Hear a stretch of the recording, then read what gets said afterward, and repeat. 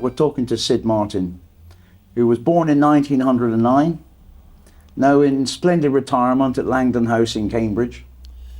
Sid's family moved to Dry Drayton in 1914. I was born at Hardwick and come to Dry Drayton when I was 2 years old to Victory Terrace, High Street, Dry Drayton.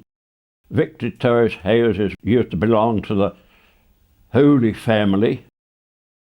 Mr. Hooley had it built the same sort of bricks as the Scotland Farm, and them houses will stand 200 years. They're so hard.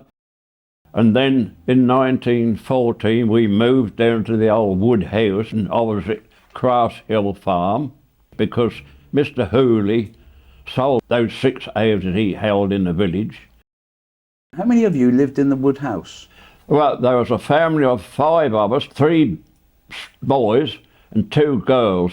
Us boys got married when the 2 younger girls was growing up, so they took over our spare bedrooms. How many bedrooms were there, Sid? There was only 2. It was mother and father, and when the 2 girls was young, they lived in their parents' bedroom. In that old house, you described that you didn't have wardrobes, that you kept your clothes. That's right. Well, it was in those days, wardrobes wasn't thought about. You either had a big tin box for your clothes or you had a big wooden box. When I left school, we had a woodwork teacher come from Willingham named Ingle. He used to come every Monday evening to give us boys lessons in woodworking, and that's where I made my first beehive. You mentioned in some of the stories that you told in the newsletter that your mother was the hardest working lady you've ever known. Yes, that's right. She not only brought us up, but she went gleaning. I remember I went gleaning corn in the cornfields. They cut the corn, did it up in shocks, and then it was carted into big stacks in the rickyards. And then when the field was cleared, the farmers would let labouring people go in and collect the odd ears scattered about the fields what were missed by the binder. We used to go and collect those ears of corn. They go gleaning the corn and make their own flour. So then your mother would make her own bread then from that flour? Yes, they did. I went to Dry Drayton School when I was 4 years old, and I carried on there until I left at age 14.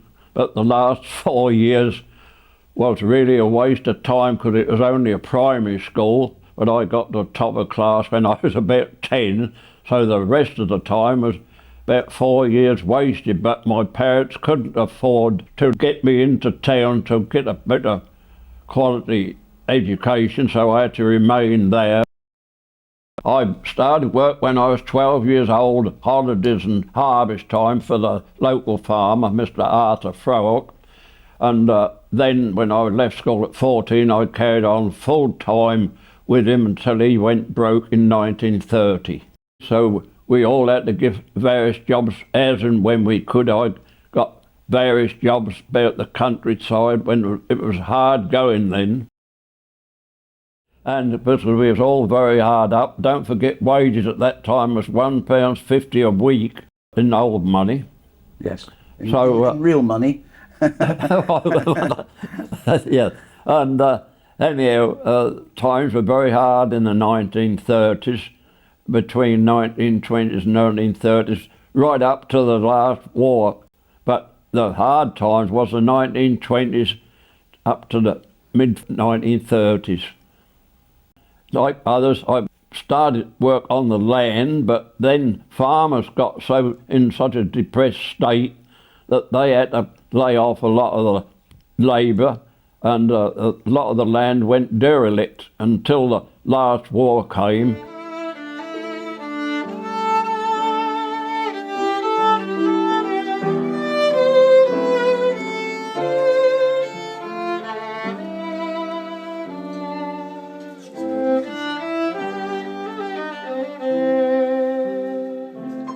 In 1939 they started, new war was on land, so that Farmers was helped by the ministry to get the rough land what had gone derelict into working condition for food production. So gradually things picked up, and from then on everybody got work. In the villages then you only had cycles, of course, and you could only afford to go out weekends or 1 or 2 evenings, but normally weekends to Saturday to the pictures. That was our main pleasure. We used to have to cycle there, and we used to pay 3p at a shop in Castle Hill to store our cycles, and then we walked wherever venue we wanted to at that time, like pictures and all that sort of thing.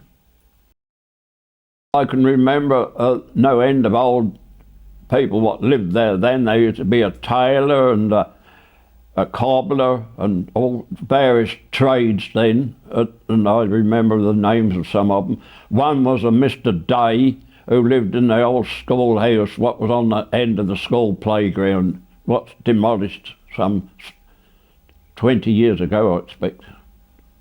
When I married, I lived just over the main road on the Hardwick side, the old A45. It must have been hard to save, because I know in reading... Oh, I don't know how we did it. Saved up, and I come to £350, I think, for a 3-bedroom house I had built. And that had an acre of land with it. And those houses, those bungalows are there today still, facing Scotland Farm. I lived there, and then I lost my first wife in 1970. And then after a year I remarried, sold the house at Hardwick, and then had the old wood house demolished and a new bungalow built on that in the same year, 1972.